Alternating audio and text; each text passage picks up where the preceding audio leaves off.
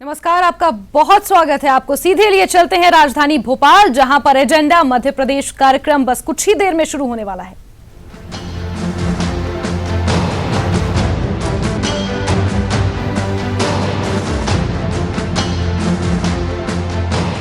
नमस्कार, मैं हूं श्रद्धा। एजेंडा मध्य प्रदेश में आप सभी का बहुत बहुत स्वागत है। मध्य प्रदेश की राजनीति को समझने वाले किसी भी व्यक्ति से अगर अभी हम पूछें कि चुनाव में क्या होगा, तो जवाब ये मिलेगा कि मुकाबला कांटे का है। और ये उलझन बनी हुई है जनता के अंदर भी और राजनीतिज्ञों के अंदर भी। हालांकि खुलासा 11 दिसंबर को होगा, लेकिन ये उलझन कैसे दूर हो, इसका हल निकाला न्यूज़ 18 ने। और हल ये था कि इस मंच पर, सबसे बड़े मंच पर दिग्गजों को बुलाकर हम जाने कि उनके मन में क्या चल रहा है जनता को लेकर, ताकि जनता के मन में जो असमंजस की स्थिति बनी हुई है वो क्लियर हो जाए। तो चलिए शुरू करेंगे एजेंडा एमपी। और क्या है एजेंडा मध्य प्रदेश, एवी के जरिए सबसे पहले उसे देखते हैं।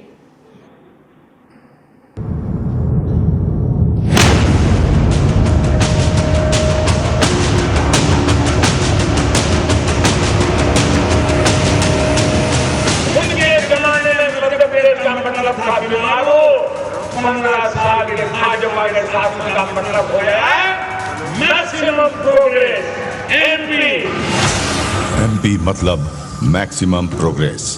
बदली हुई परिभाषा के साथ मध्य के महासमर में अगर बीजेपी का चेहरा है शिवराज सिंह चौहान, तो ज्योतिरादित्य सिंधिया और कमलनाथ के हाथ है कांग्रेस की कमान। एक तरफ विकास का जाल है तो दूसरी तरफ ढेरों सवाल जवाब देना होगा। चंबल, बुंदेलखंड, विंध्य, महाकौशल, मालवा, निमाड़ और मध्य क्षेत्र में अलग अलग क्षत्रपों के प्रभाव के बीच एमपी में उमा भारती ने बीजेपी को सत्ता की सीढ़ी चढ़ाया 2003 में, तो 2008 और 2013 में शिवराज ने किया जनता के दिलों पर राज।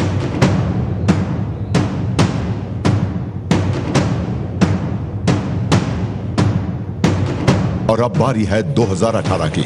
तो 2018 का ढलता सूरज किसकी किस्मत में सिंहासन लिख जाएगा, किसे फिर जमीन दिखाएगा। इस बार एमपी का वोटर किसके हक में बोलेगा? क्या बीजेपी का हौसला 200 पार हो लेगा या कांग्रेस की किस्मत खोलेगा? ये सवाल इसलिए क्योंकि इस बार टक्कर कांटे की है। और यही वजह है कि बीजेपी के शाह ने खुद संभाल ली है कैंपेन की कमान। करो या मरो की लड़ाई में जुटी कांग्रेस के अध्यक्ष राहुल गांधी खुद भी झोंक रहे हैं जान। तो जब दिग्गजों से भरा हो मैदान, तब जरूरी है एजेंडा। एजेंडा जो सियासत की उलझी तस्वीर करे साफ। एजेंडा जो भारी भरकम मुद्दों को जनता तक उनकी जुबान में पहुंचाए। एजेंडा जिसमें सिर्फ शोर ना हो। एजेंडा जिसमें सिर्फ सवाल ना हो, जवाब भी हो और हिसाब भी। तो मध्य प्रदेश के चुनाव में जनता के सवालों के सबसे बड़े मंच पर एजेंडा उनके साथ जो तय करेंगे मध्य प्रदेश का मुस्तकबिल। तो देश के सबसे बड़े न्यूज नेटवर्क पर शुरू हो रहा है एजेंडा एमपी।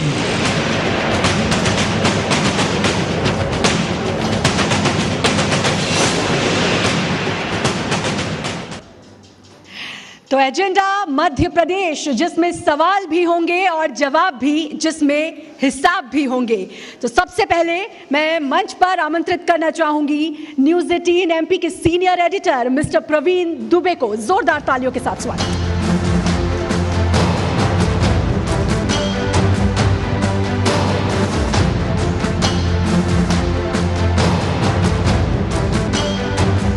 यहाँ मौजूद तमाम अतिथियों का मैं न्यूज़ 18 नेटवर्क की तरफ से हार्दिक स्वागत करता हूं। दोस्तों, न्यूज़ 18 देश का नंबर 1 नेटवर्क है और जो उसका रीजनल चैनल है न्यूज़ 18 एमपी छत्तीसगढ़, ये एमपी छत्तीसगढ़ का सबसे लोकप्रिय और बहुत ज़्यादा देखा जाने वाला चैनल है।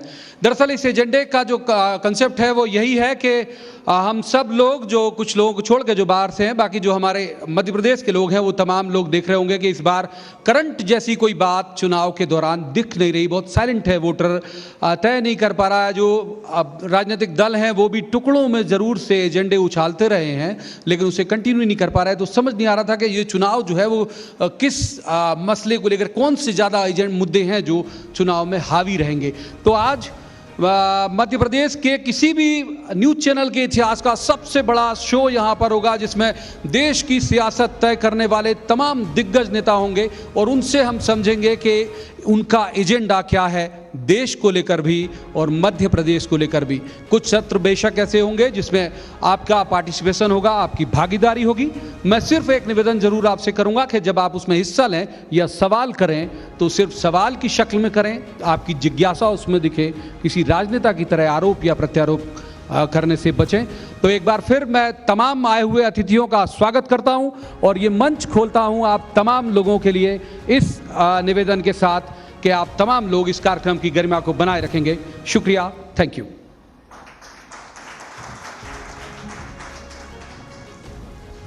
तो बिना किसी आरोप प्रत्यारोप के हम शुरू करेंगे एजेंडा मध्य प्रदेश और जानने की कोशिश करेंगे कि इस बार चुनाव में ऊंट किस करवट बैठेगा। और अब मैं मंच पर आमंत्रित करना चाहूंगी executive editor network 18 mister Amish देवगंजी को। जोरदार तालियों के साथ स्वागत।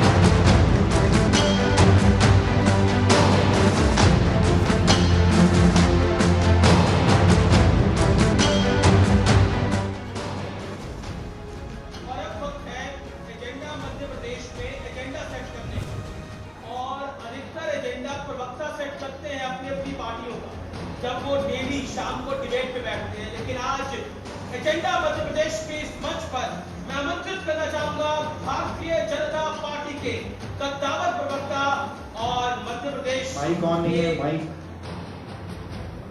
पवन।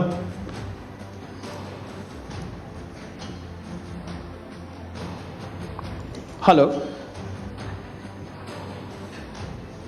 और अब एजेंडा मध्य प्रदेश में वक्त है अपनी अपनी पार्टियों के दो धुरंधर प्रवक्ताओं का जो अपनी पार्टियों की बात डेली शाम टीवी डिबेट पे रखते हैं। तो आज आमने सामने होंगे। मेरे साथ मौजूद हैं भारतीय जनता पार्टी के कद्दावर प्रवक्ता डॉक्टर संबित पात्रा, जो मध्य प्रदेश के बीजेपी के मीडिया के इंचार्ज भी हैं। उनका स्वागत है डॉक्टर संबित पात्रा।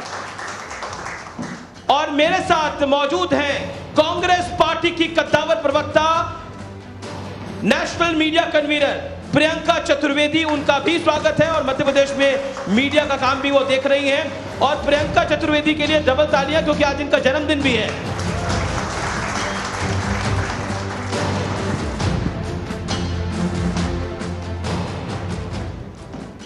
तो मुझे पूरी उम्मीद है कि दोनों तरफ से आज सवाल भी होंगे और जवाब भी होंगे। आप दोनों का हार्दिक स्वागत है। इस डिबेट के मैं रूल सेट कर देता हूं। पहले एक मिनट 60 सेकंड आप अपनी बात रखिएगा और फिर हम डिबेट को ओपन करेंगे। शुरुआत प्रियंका चतुर्वेदी आपसे करता हूं। आखिरकार कांग्रेस पार्टी को ऐसा क्यों लग रहा है इस बारी कि इस बार नहीं तो फिर कभी नहीं? सबसे पहले तो मैं कह दूं, कांग्रेस पार्टी को ऐसा कोई फीलिंग नहीं है इस बार नहीं तो कभी नहीं, क्योंकि ये प्रजातंत्र का नियम है कि हर 5 साल में सरकारें चुनी जाती हैं। कोई सरकार को मत दिया जाता है, कोई सत्ता पक्ष संभालते हैं, कोई विपक्ष की जिम्मेदारी लेकर आते हैं। पर हाँ, इस बार ये यकीन है कि मध्य प्रदेश की 7.5 करोड़ जनता जो आक्रोशित महसूस कर रही है, ठगित महसूस कर रही है, विश्वासघात जैसा माहौल महसूस कर रही है, वो जो सवाल पूछ रही है अपनी सत्ताधारी पार्टी से कि कहाँ गए किसानों के अधिकार, कहाँ गए हमारे आदिवासी भाई बहनों के अधिकार, कहाँ गई महिला सुरक्षा, कहाँ गए युवाओं के रोजगार, कहाँ गई अर्थव्यवस्था का विकास। तो इन सारे मुद्दों का जब जवाब नहीं होता है तो ये मुद्दाहीन जब बन जाते हैं, दृष्टिहीन बन जाते हैं, जी। तो उसका जवाब यहाँ की 7.5 करोड़ की जनता देने को तैयार है। विश्वास की लहर कांग्रेस पार्टी की तरफ है, बदलाव की लहर कांग्रेस के लिए बनी है। ठीक है, आपने 1 मिनट में अपनी बात रखी। संबित पात्रा, क्या भारतीय जनता पार्टी ने अपना एजेंडा क्लियर कर दिया है? वो 15 साल के काम पे नहीं, गांधी परिवार पर वार करके इस बार काम करेगी? क्योंकि मैंने अमित शाह जी के 5 ट्वीट पढ़े कल, लगातार गांधी परिवार पर थे। उससे पहले प्रधानमंत्री नरेंद्र मोदी ने बड़ा हमला बोला, कहा कि 5 साल कांग्रेस पार्टी किसी गैर गांधी परिवार के व्यक्ति को अध्यक्ष बना के दिखाए। क्या 15 साल पे भरोसा नहीं है, काम पे भरोसा नहीं है आपको? देखिए अमीश भाई, जहां तक कांग्रेस पार्टी का सवाल है, कांग्रेस मतलब गांधी परिवार, गांधी परिवार मतलब कांग्रेस, इसलिए गांधी परिवार कांग्रेस के मध्य में है, मगर मध्य प्रदेश के मध्य में नहीं है। दूसरी बहुत महत्वपूर्ण बात है, जहां तक भारतीय जनता पार्टी का सवाल है, एक ही विषय है और वह विषय है विकास का, कोई दूसरा विषय नहीं है। आप देखिए, स्पष्टता versus confusion. Bharatiya Janata party माने मोदी जी, भारतीय जनता पार्टी माने शिवराज जी, दोनों स्पष्ट हैं अपनी नीतियों को लेकर। और कांग्रेस माने राहुल गांधी जी, वो खुद ही कहते हैं कि मैं कंफ्यूज्ड हूं और I am confusion. Bharatiya Janata party का बड़ा स्पष्ट रीत है और वो रीत है राष्ट्र की सुरक्षा सर्वोपरि है, नक्सलियों को समाप्त कर देना है और जो राज देश के ऊपर अटैक करे उसे समाप्त कर देना है। आज हमने देखा है, दिग्विजय सिंह जी ने कहा है कि वो नक्सलियों के साथ है, उनकी तार नक्सलियों के साथ जुड़े हुए नजर आए हैं। मैं इस मंच पे से सबसे पहला डिमांड जो करता हूं कि कांग्रेस पार्टी दिग्विजय सिंह जी को निष्कासित करे। चुनाव होते रहेंगे अमीश जी, मगर जो व्यक्ति नक्सलियों के साथ जुड़ा हुआ है, ठीक है, 1 मिनट हो गया कांग्रेस आपका। के जहाज का कप्तान कैसे हो सकता ठीक है, 1 मिनट हो गया। प्रियंका चतुर्वेदी, ये तो आते ही निष्कासन की बात करें, आपको जन्मदिन की भी लीवरेज नहीं दे रहे वो आज। नहीं, वो बधाई मैं दूंगा, उम्मीद भूल करती गया हूँ कि इनके मीडिया के सहयोगी अभी मीडिया प्रभारी बनकर आए हैं। डॉक्टर पीयूष सक्सेना कहाँ है? डॉक्टर संबित पात्रा जी, आपको पता है डॉक्टर पीयूष सक्सेना कौन है? पीयूष सक्सेना, डॉक्टर पीयूष सक्सेना, अच्छा आपको पता है? बताइए ना। नहीं पता है। आप पता है क्यों क्यों नहीं पता आप है? बताइए। क्योंकि आए दिन महिलाओं पे होने वाले आरोप, महिलाओं पे होने वाले दुष्कर्म, जब आंखें मूंद लेते हैं ना जो सत्ता पक्ष होते हैं, वो पूछते हैं डॉक्टर पीयूष सक्सेना कौन है। मैं बताती हूँ डॉक्टर पीयूष सक्सेना कौन है। वो आरोपी है जो अभी जिसके ऊपर पॉक्सो एक्ट लगाया गया है, पुलिस से फरार है, लोग उनको ढूंढ रहे हैं। कहाँ है और पता है क्यों ढूंढ रहे हैं? उन्होंने एक 22 साल की लड़की ने एफआईआर दर्ज कराया कि पिछले 8 साल से उनका शोषण कर रहे थे ये डॉक्टर पीयूष सक्सेना। और आप सबको जानकर अचंभित महसूस करेंगे कि ये डॉक्टर सक्सेना जी जो हैं, भारतीय जनता पार्टी के कार्यालय में मीडिया के प्रभारी हैं। और वही नहीं हैं, वो संघ से भी जुड़े हुए हैं और अभी ऑन द रन है। अच्छा। तो ये हैं। तो जब ये होता है ना, जब हर साल 5000 महिलाओं पे इस तरीके के दुष्कर्म होते हैं और आप अपनी आंखें मीच लेते हैं और कहते हैं हमने सुशासन दिया, स्वर्णिम मध्य प्रदेश, समृद्ध मध्य प्रदेश, और महिलाओं को छोड़ देते हैं। वो पूछते हैं डॉक्टर पीयूष सक्सेना कौन है? एक सेकेंड। आपने कहा यहाँ पर कौन चलता है, किसकी चलती है, इस परिवार को हम अटैक करेंगे, इस परिवार। अरे आप अटैक करते रहिए, हमने तो आपका पूरा जो आपने सत्ता भी संभाली 2014 में इन्हीं मुद्दों को लेकर संभाली। फिर भी हम आपसे यही एजेंडा रखेंगे। और जो आज मध्य प्रदेश का एजेंडा है, 7.5 करोड़ मध्य प्रदेश की जनता का एजेंडा है कि हमारे रोजगार कहाँ हैं, महिलाओं पे हो रहे दुष्कर्म और जो अत्याचारी हैं उनके साथ आप क्यों खड़े हैं। वो पूछ रहे हैं कि ये आरटीआई एक्टिविस्ट की मौत हो जाती है क्योंकि उन्होंने आपका एक भ्रष्टाचार उजागर किया है। वो कहाँ है? व्यापम में 50 लोग मारे गए, उनके मुख्य आरोपी कहाँ हैं? कहीं आपके घर में तो नहीं छुपे बैठे? अच्छा, संबित पात्रा, इन्होंने मुझे किसी का नाम पूछा और बोला वो कहाँ है, वो फरार हो गया है। मैं एक नाम पूछता हूँ जो फरार भी नहीं हुआ है, और यही है राहुल गांधी। कौन है राहुल गांधी? कौन है? मैं बताता हूँ राहुल गांधी कौन है। राहुल गांधी जी वो हैं जिन्होंने इनकी नींद हराम की ठीक हुई है। मैडम, मैं आपके बीच में तो बिल्कुल जिनको नहीं सोने का ना चैन है, नहीं मैडम, ना जागे बहुत है, ठीक जवाब एक एक करके मैं तो जवाब दे, हम तो आपको तो ये भी नहीं पता था सक्सेना जी कौन है। आपने 1.5 मिनट बोला, प्रियंका 1.5 मिनट बोला आपने। 40 सेकंड दीजिए, 40 सेकंड प्रियंका जी इतनी नाराज क्यों हो जाती है? राहुल गांधी का मैं नाम लेता हूँ तो इतना नाराज मत। नाराजगी इसलिए ऐसे नाराज दीदी, ऐसा नाराज मत। आप मुद्दे बैठे हैं। रुको बहना, मैंने आपको संबित पात्रा देखिए राहुल गांधी को तो आप ढूंढिएगा, राहुल गांधी को तो आप ढूंढिएगा। मैंने पूरा 5 मिनट सुना इनको, आप भी सुनिए मेरे को। उन्होंने कहा 5 मिनट सुनो, 5 मिनट सुनिए, 5 मिनट सुनिए, ऐसे नहीं सुनिए। आपने बोला, मैंने सुना। देखिए, मैंने भाई धर्म को निभाया है, आप भी बहन धर्म को निभाइए। सुनिए अपने भाई को। कौन है राहुल गांधी, और जिसको फरार होना चाहिए था वो फरार क्यों नहीं है? राहुल गांधी भी एक आरोपी हैं। नेशनल हेराल्ड केस में 5,000 रुपए गबन करने के आरोप पे 50,000 रुपए के मुचलके पे, जिसको अंग्रेजी में बेल बॉन्ड कहा जाता है, आज जेल से बाहर हैं। ये है राहुल गांधी, और ये फरार भी नहीं है, क्योंकि दम ठोक कर कहते हैं कि हम भ्रष्टाचारी हैं, तो बिगाड़ दो, क्या बिगाड़ोगे? दूसरा, इन्होंने कहा कि महिलाओं के लिए, महिलाओं का सम्मान सबको करना चाहिए, किसी को उस पर राजनीति नहीं करनी चाहिए। मगर अमीश भाई, आप तो दिल्ली में थे, मैं आपको बता दूं मध्य प्रदेश की भूमि में क्या हो रही थी। दोनों भाई बहन यहीं थे। इनके जो आला कमान है यहां पर, कमलनाथ जी, वो प्रेस कॉन्फ्रेंस में कह रहे थे, महिलाएं तो साजो समान होती हैं, वो सजावट की समान होती हैं। और उसके बाद प्रियंका जी से जब पूछा गया, तो मैंने अपनी बहन से ये एक्सपेक्ट नहीं किया था। मेरी बहन ने किया 2 सजावट की सामान। हमारी 2 मंत्री जो हमारे देश की आन बान शान है, सुषमा स्वराज और निर्मला सीतारमण को आपने सजावट की सामान कहा। मैं गर्व से कहता हूं कि कैबिनेट कमेटी फॉर सिक्योरिटी में आज एक full time defence minister, India की पहली डिफेंस मिनिस्टर जो महिला है, उसके लिए महिला ही नहीं सबको गर्व करना चाहिए। आप उनको सजावट की सामान कहते हैं, ठीक है? अब हो गया, बर्थडे विश तो करने दीजिए। ये तो मेरा अधिकार है, भाई को बर्थडे विश तो करने दीजिए। इनको मिलेगी। प्रियंका, ये जो सजावट वाला बयान था कमलनाथ जी का, और उसके बाद आपका एक स्टेटमेंट आया, क्या उसने बीजेपी को एक मौका दे दिया?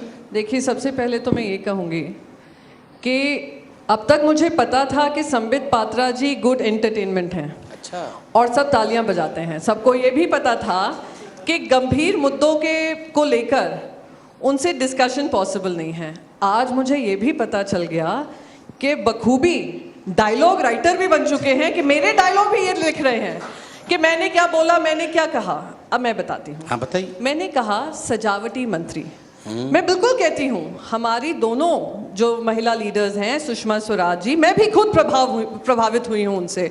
हम रक्षा मंत्री की बात कर लें, पर दुर्भाग्यपूर्ण बात यह है, इतनी कौशलता के बाद, काबिलियत के बाद, आप मुझे, हमारे प्रधानमंत्री इतने विदेशी दौरे करते हैं, कितनी बार गए होंगे? 140 बार, 200 बार, 600 बार या 700 का तो वर्ल्ड गिनेस रिकॉर्ड कर ही लिया होगा विदेशी यात्राओं में।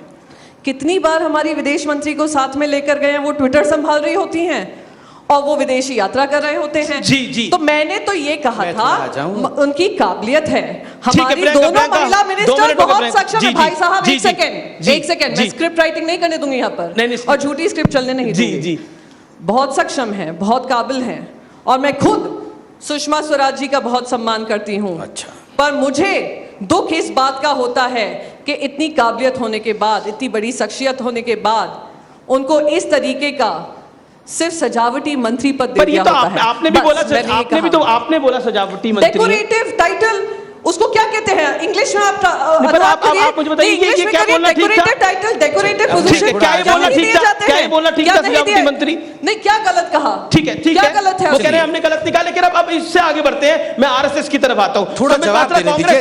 3 प्रश्न में ऐसे जाति मत। आज मेरी बहन का बर्थडे है, मैं जाति पूछ रही है, मेरे भाई में संबित, मैं जाति ना उनके साथ होने दूंगा, 20 सेकंड। अरे मेरी बहन ने मुझसे 20 सेकंड तो बहन का जवाब, 20 सेकंड फिर मेरा सवाल। ना फिर 20 सेकंड में आप इस बात के जवाब दीजिए, फिर मेरा सवाल। मेरे बहना कि वो एंटरटेनमेंट, बहना सुनो, आज गुस्सा मत खाओ, आज केक खाओ, सुन लो मेरी बात। डायरेक्शन भी हो जाता है, ऑल इन वन है। चलिए ठीक है, सुन लेते हैं। देखिए, इन्होंने कहा मैं स्क्रिप्ट लिखता हूं, बड़ा एंटरटेनिंग स्क्रिप्ट होता है। हाँ, मैंने ही लिखा था। राहुल गांधी जी का 35 बार स्क्रिप्ट लिखा था मैंने। 35 बार राहुल गांधी का स्क्रिप्ट लिखा मैंने, अब 35 बार उन्होंने मेरी स्क्रिप्ट को कॉपी किया है। और ये जो स्क्रिप्ट था, आगे से आलू पीछे से सो, आलू पीछे से सो, ये भी मैंने ही लिखा था, मैं मानता हूं। फिर इन्होंने कहा सजावटी मंत्री हमारे दोनों हैं। इस पे मैं गंभीरता के साथ जी, हिंदुस्तान की 70 साल के राजनीति में अगर सजावटी मंत्री किसी ने बनाया तो बड़े दुख के साथ मुझे कहना पड़ रहा है, आदरणीय डॉक्टर मनमोहन सिंह जी को 10 वर्ष तक सजावटी प्रधानमंत्री बना के रखा। ठीक है, और बीजेपी का बड़ा ठीक नहीं है, सुनिए, ठीक नहीं है। 2G हो जाता था, 3G हो जाता था, कोलगेट हो जाता था, लोग जाके पूछते थे डॉक्टर मनमोहन सिंह ये क्यों हो रहा है, क्यों हो रहा है? तो डॉक्टर मनमोहन सिंह कहते थे मैनू की पता, मैनू की पता, मैनू की पता। इस प्रकार से सजावटी प्रधानमंत्री बना के 10 वर्षों तक प्रधानमंत्री पद का मजाक बना के रखा था। आप में से सबको, मैं सबको कहूंगा, अमीश भाई आप तो पढ़ते ही हैं, मगर सबसे कहूंगा कि एक किताब है एक्सीडेंटल पीएम, संजय बारू जो कांग्रेस के ही मीडिया एडवाइजर थे, उन्होंने लिखा है कि शाम 6 बजते ही कैबिनेट सेक्रेटरी वो मनमोहन सिंह जी जो फाइल पढ़ रहे होते थे नाक के नीचे से लेके भाग जाते थे, बोलते थे नहीं नहीं नहीं, आपको पढ़ने की कोई आवश्यकता नहीं है, सोनिया मैडम ने फाइल मांगा है, आप बैठ जाओ। तो दीदी ये बर्थडे के दिन कम से कम केक खाओ, गुस्सा मत खाओ। अच्छा ठीक है, प्रियंका मेरा सवाल विदेश यात्रा रह गया। देखिए मुझसे ये जाती क्यों? अरे नहीं, अब तो नहीं, इनका जवाब नहीं, मैं आपका सवाल जरूर सुनूंगा। नहीं देखिए ना, वो पहले आप सवाल मेरा सवाल ये है, कांग्रेस पार्टी से पूछता हूं, ये क्यों सोचती है कि इनका पैसा डूबा है? प्रियंका जी आपका पैसा भी नहीं डूबा है। ठीक है, एक 100 में से एक आदमी का पैसा डूबा है, एक आदमी का पैसा डूबा है। मैं कहता हूं अगर काला धन होगा तो डूबा होगा, वरना तो एक्सचेंज ऑफर था। दूसरी बात, ठीक है अब मेरा सवाल का जवाब आपके सवाल का जवाब, पॉलिटिकल डिस्कोर्स। अब आपके सवाल का जवाब कि हिंदुत्व को हमने आगे बढ़ाया। अरे अमीश भाई सुन लीजिए, अमीश भाई सुन लीजिए, बड़े गर्व के साथ मैं कहता हूं और आपके मंच पे ऐलान करता हूं कि गर्व के साथ मैं कहता हूं कि मैं हिंदू हूं, मुझे शर्म नहीं है हिंदू होने में। इतने वर्षों तक, 70 वर्षों तक जिस प्रकार से हिंदुस्तान की राजनीति में धर्मनिरपेक्षता के नाम पे हिंदुओं का शोषण किया गया, द्वैम दर्जे के नागरिक के रूप में इन लोगों ने कहा कि हिंदू आतंकवाद, हिंदू पाकिस्तान, हिंदू तालिबान, शिव जी के लिए चप्पल, बिच्छू और मोदी जी के लिए सांप, नेवला, अनपढ़ गंवार, नीच, तू जाके चाय बेच। मैं आपको बताता हूं, गरीब को हराना नामुमकिन ही नहीं, असंभव है। ठीक नहीं है, सुनिए अमित भाई सुनिए, 5 मिनट, अरे सुन तो लीजिए। ये जो लड़ाई है बंधुओं, आप जनता है, आप जनार्दन है, आप ही हमें यहां पर रखेंगे या वहां गिराएंगे। मैं आपसे बोलता हूं, जब गरीब अपने पर आ जाए ना, एक चाय वाला, एक किसान का बेटा, जब ये महाराज धीराज से लड़ने लगे, शहंशाह से लड़ने लगे, तो डगमगा जाती है शहंशाह के किले, डगमगा जाते हैं, महाराज का जो फोर्ट होता है वो डगमगा जाता है। गरीबों को आप हरा नहीं सकती हैं। प्रियंका जी आज का तोहफा यही है। ठीक है, बहुत राहुल गांधी भी शिव भक्त हो गए, जब की बार शिवराज। अच्छा पर एक सेकंड, अब तो राहुल गांधी भी शिव भक्त है, अब तो राहुल गांधी भी शिव भक्त है, तो फैंसी ड्रेस शिव भक्त है। अब ठीक है प्रियंका, क्या आपको लगता है कि एक ये this is a serious political question, आप बीजेपी की पिच पे खेलने की कोशिश कर रहे हैं। बीजेपी की पिच हिंदुत्व की पिच है, जहां पर आपका सक्सेस रेट उतना बेहतर नहीं है। That's my straight question. मैं एक चीज यहां पर बता दूं कि जो यहाँ की 7.5 करोड़ जनता है ना, ये शिवराज के लिए नहीं, वो जो स्कैम राज बनाया हुआ है इस पूरे प्रदेश को, उसकी लड़ाई लड़ने के लिए आतुर है। राहुल गांधी का नाम स्कैम राज बोल रहे हैं, महसूस करती है। आपको रुकना दूसरी बात पड़ेगा, इन्होंने कहा राहुल गांधी जी को स्कैम राज काला धन की, अरे कितनी बड़ी बड़ी बातें, ओ माय गॉड, बहुत प्रभावित हुई सुनकर। पर काला धन जो संभाल कर रखे थे ना, वो आज प्रधानमंत्री नरेंद्र मोदी ने उनके लिए लाल कालीन बिछाकर उनको विदेश में, लंदन में कैसा एंजॉय करने का मौका दिया है। आप नीरव मोदी भाई साहब कहाँ हैं आपके? अरे मेहुल भाई कहाँ है? मेहुल भाई कहाँ है? आप मुझे ये आप बताएं। विजय माल्या को सीबीआई में अड़ंगा डालकर विजय माल्या को तो खुली छूट दे दी कि भैया जो काला धन कमा कर लेकर गया और विदेश गया और वित्त मंत्री से पहले मिलकर गया, आप मजे करिए। और राफेल स्कैम में जो संलिप्त हैं, उनके हाथों से 5,000 करोड़ का हम जैसों पे डेफेमेशन नोटिस लगवा देते हैं।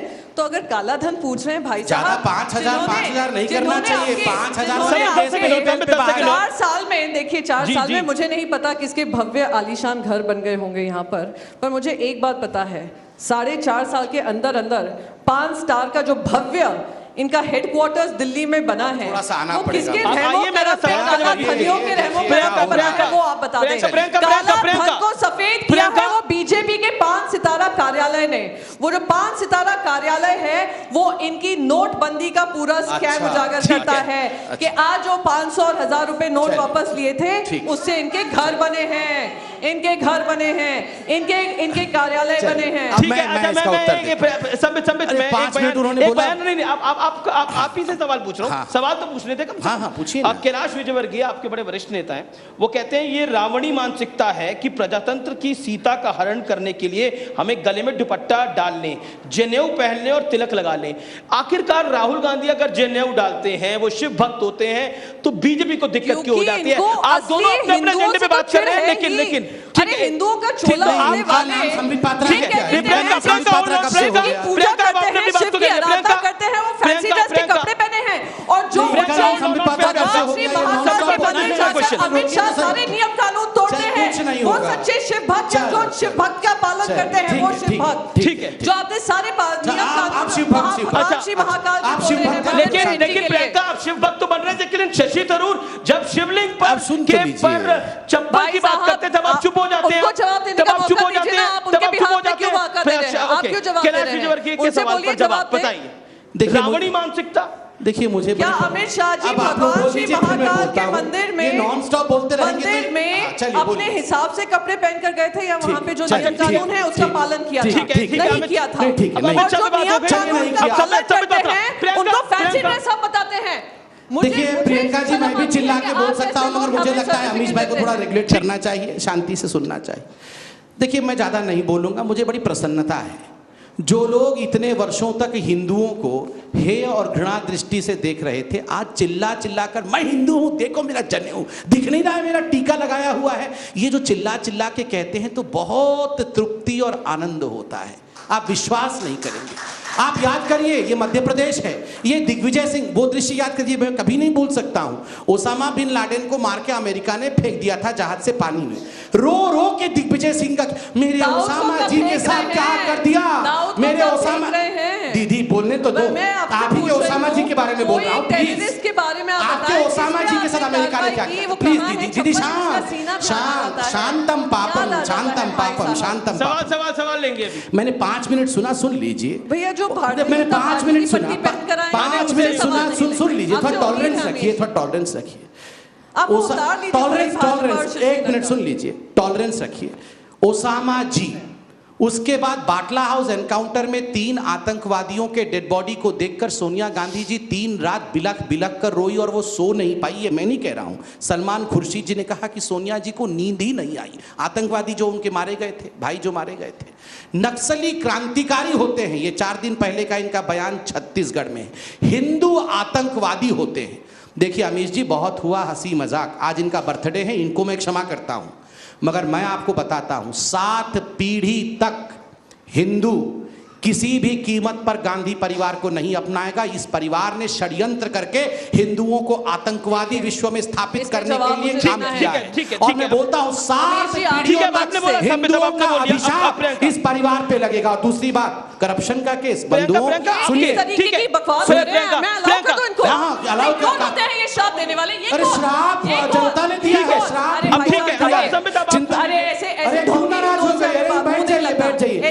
श्राप का मतलब सोनिया जी और राहुल जी समझते भी नहीं है, कोई डिक्शनरी देख रहे होंगे, उनको समझ में नहीं आ रहा श्राप क्या है। अरे रुक जाइए, प्रियंका जी आपने बड़ा आरोप लगाया, आपने बड़ा आरोप लगाया, सुन तो लीजिए,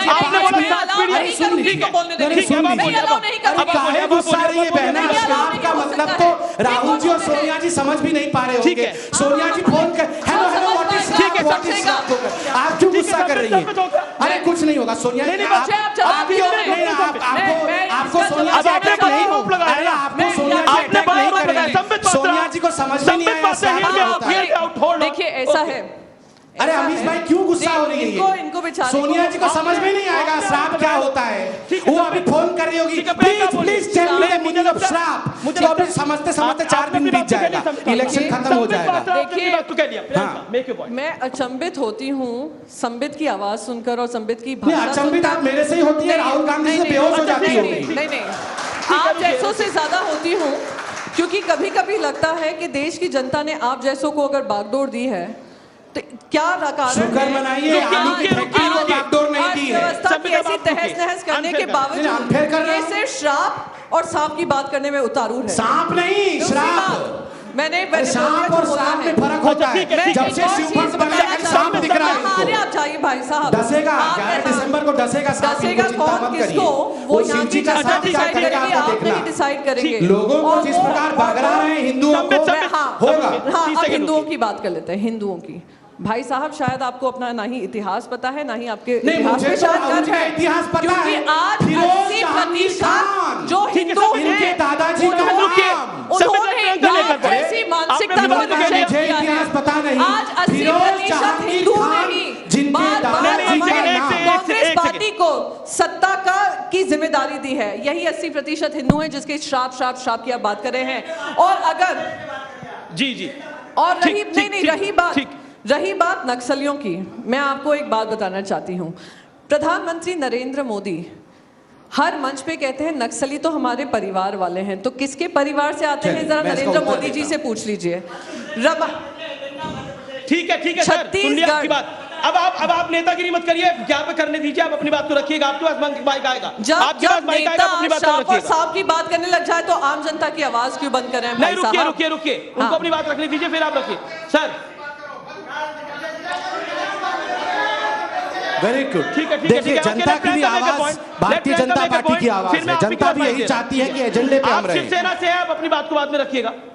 प्रियंका अच्छा, 40 वो सेकंड। कहते हैं अजय, देखिए मैं कुछ दिन पहले अभी न्यूज़ 18 की मैं बात जरा करती हूँ। मुझे मौका कुछ दिन दीजिए पहले उत्तर हम देने एक का। ऑडियंस डिबेट में थे, जी, ऑडियंस जी। डिबेट में, और ऑडियंस डिबेट में भी बार बार ऑडियंस सामने से बोल रही थी कि संबित जी जरा मुद्दे पर रहिए, तो उन्होंने सबको कांग्रेसी का अरे टाइटल बोल दे तो दिया। ये रही सब थी, मैं तो बोल भी नहीं रहा था, जब भर भर जनता के आपसे कांग्रेसी सवाल आ गए, पूछ रही जब है। भर भर के अब पब्लिक के कांग्रेसी आ सवाल गए। ले लेते हैं तो कुछ। आज अगर आप जनता प्रियंका कह संबित रही है पब्लिक के कि सवाल ले मध्य लेते हैं प्रदेश कुछ। की 7.5 मेरे को 20 करोड़ सेकंड जनता की रिबट तो आवाज करने दीजिए, उठाएं। मोदी जी का नाम और लिया आप है कहते इन्होंने। हैं, ठीक है। आप कहते हैं चलिए आप शिवसैनिक हैं, जो आप ये हैं, वो पॉलिटिकल हैं, पार्टी आप का नाम, कौन वो होते हैं सवाल लेबल देने पूछे। वाले? और अपना किसने हाथ इनको खड़ा करें, धक्का पीछे देके पीछे भेजा पीछे है? 20 सेकंड का जवाब एक सवाल पब्लिक का भी, एक भी सवाल ले मैं लिया। पब्लिक का ही 3 सवाल जवाब ले रहा हूं, देना चाहता फिर आप अपने ओके माइक आपके पास आ रहा है, सवाल पूछिए संक्षेप में। हेलो, मेरा प्रियंका जी से एक सवाल है जी। इन्होंने बोला कि नोटबंदी के बाद बीजेपी कार्यालय 5 स्टार बन गया। मैं पूछना चाहता हूँ सोनिया गांधी का 10 जनपद क्या झुग्गी झोपड़ी है? बहुत अच्छा सवाल आपने पूछा। आपको शायद पता नहीं है, 10 जनपद जो है वो लुटियंस दिल्ली में आता है। जो एमपी चुनकर आते हैं उनको वो खुद सत्ता पक्ष जो होता है, चलिए, जिसमें अभी भारतीय इसका जनता जवाब मैं पार्टी देता सत्ता हूं। में है, वो अलॉट करते हैं। जो अलॉटमेंट अनुसार घर मिलते हैं उनमें रुक रहे हैं।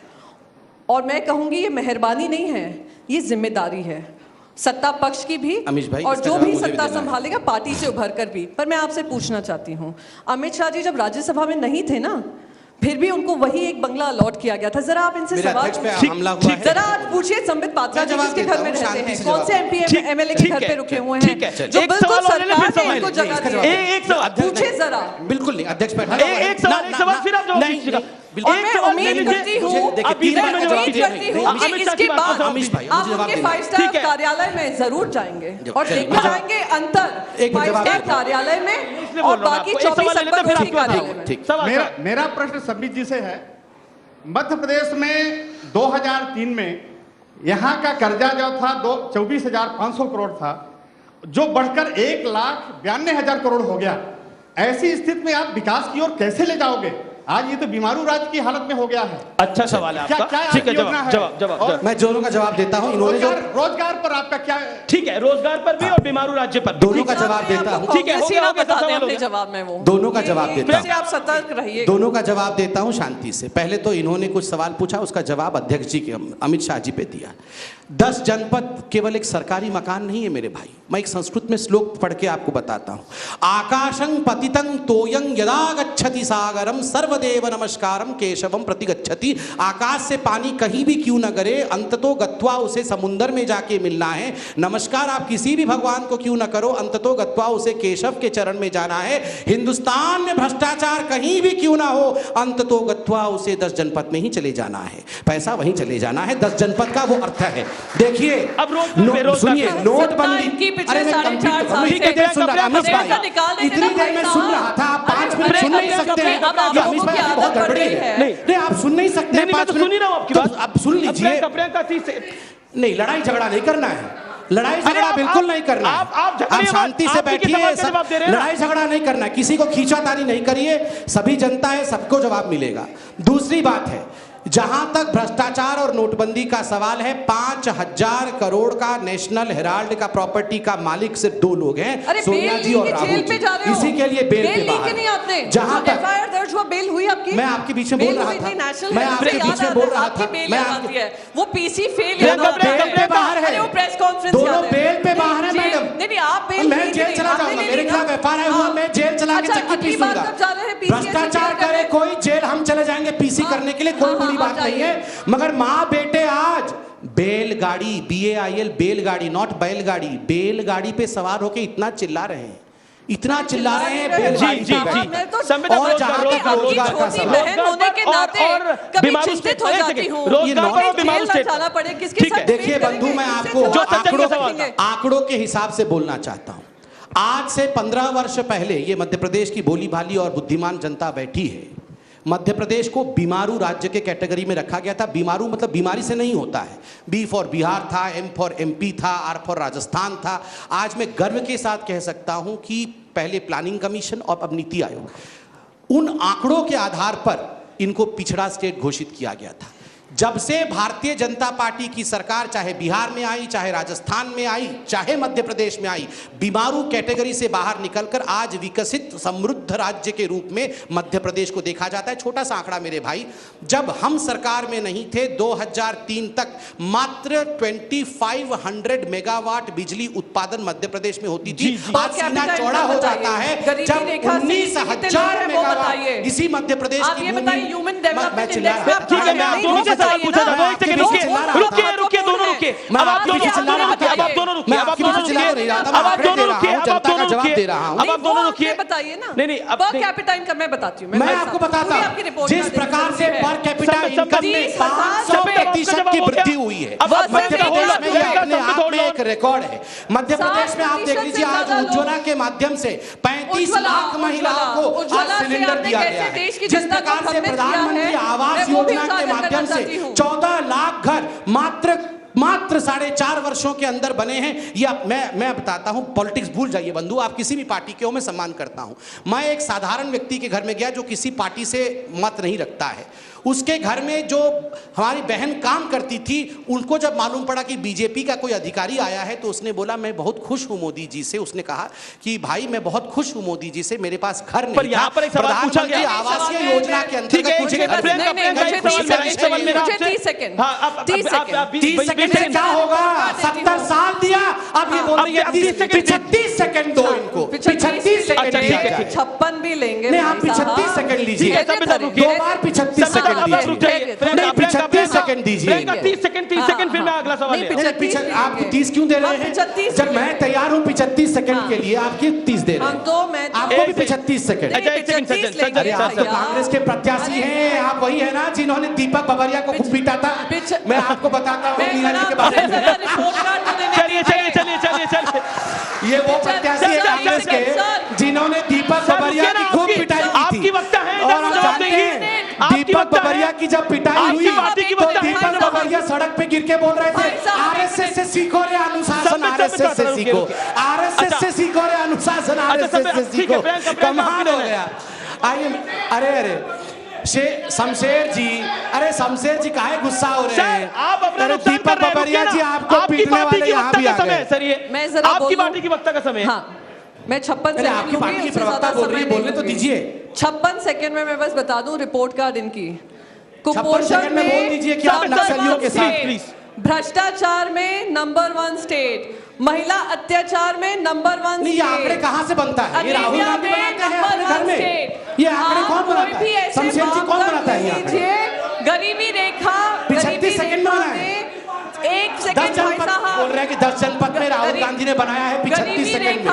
बताइए जरा इनको। गरीबी रेखा से कम आमदनी जिनकी है, सबसे नंबर 1 राज्य है तो यही राज्य है। स्वास्थ्य के मापदंड में अगर सबसे ये मध्य प्रदेश का अपमान है, कहना कि मध्य प्रदेश सबसे गरीब राज्य है, मध्य प्रदेश सबसे पिछड़ा राज्य है, मध्य प्रदेश की महिलाएं संभ्रांत इनकी नहीं रिपोर्ट का है। मध्य प्रदेश करना अनपढ़ बहुत राज्य जरूरी है, ये कहना संपन्न कांग्रेस पार्टी राज्य का है, मध्य प्रदेश के संपन्न प्रति अभिमान राज्य है। बात रखने दे रहा, है, 30 यहाँ सेकंड की और। जनता के कैसे लिए। मैं आपको मौका दे रहा हूं। पर आपकी फिर मेरे बीच में बोलेंगी ये। आपकी ग्रीड के लिए नहीं है, संपन्न राज्य है। पर अरे आपकी- संबल के बारे में बोल रही, ठीक बोल रही है। 200 रुपए ये बोलना चाहती है संबल योजना के माध्यम से। आपने जो 200 गरीबी रुपए देखा कि तक जिस प्रकार से लोगों को सभी रहा है, परिवारों को संपन्न इलेक्ट्रिसिटी राज्य है। मुफ्त दिया गया अब है, संबल इसके विषय में योजना, बोल रही है। ये तो वही घोषणावीर मुख्यमंत्री है ना, जिन्होंने करीब 25,000 घोषणाएं की होंगी।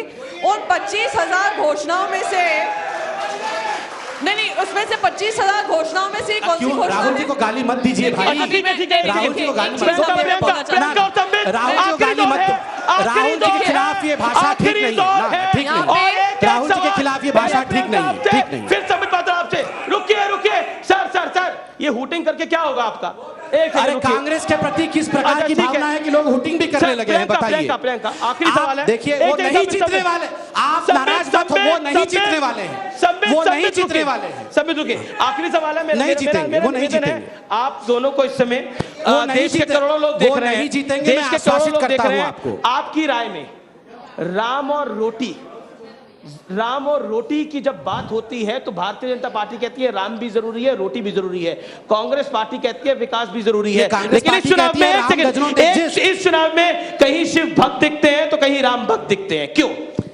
यही तो मेरी भारतवर्ष की खूबसूरती है। अच्छा। कि अगर एक तरफ राम दिखते हैं, एक तरफ भगवान शिव भी दिखते हैं, एक तरफ माँ सीता दिखती है तो माँ काली भी दिखती है। और सबका सम्मान करना और देश की जो जिम्मेदारी है कि सबके पेटों में रोटी दें, जैसे वो सक्षम होकर अगर वो मंदिर में दर्शन करना चाहें, भगवान श्री राम के करना चाहें या शिव भगवान के करना चाहें, या मस्जिद जाना चाहें या दरगाह जाना चाहें या ईसाई घर जाना चाहें या गुरुद्वारा जाना चाहें, उन अमीश भाई, सबको अब मैं जवाब सम्मान दे दूं। देकर उन पे राजनीति ना कर ये मेरी भारतवर्ष की परंपरा है और ये ही मेरे धर्म की परंपरा है और आस्था है। अच्छा संबित, मैं आपसे सवाल पूछता हूं। देखिए, आप डेली डिबेट करते हैं, मैं चाहता हूं कि इस मंच से आप राम ज्यादा जरूरी है इस देश के लिए या रोटी ज्यादा जरूरी है, या आपको लगता है कि भारतीय जनता पार्टी इसी एजेंडे पे काम करेगी? देखिए, राम भी आवश्यक है और रोटी भी आवश्यक है। और याद रखिए, यह देश, ये भारत देश आस्था का देश है। सैकड़ों वर्षों तक आस्था के नाम पर कल कल कल निनाद करती अगर कोई संस्कृति बहती रही है तो उसका नाम भारत है। मुझे बहुत तकलीफ होती है अमीश भाई, जब कांग्रेस पार्टी एफिडेविट लिख के देती है कि राम डज नॉट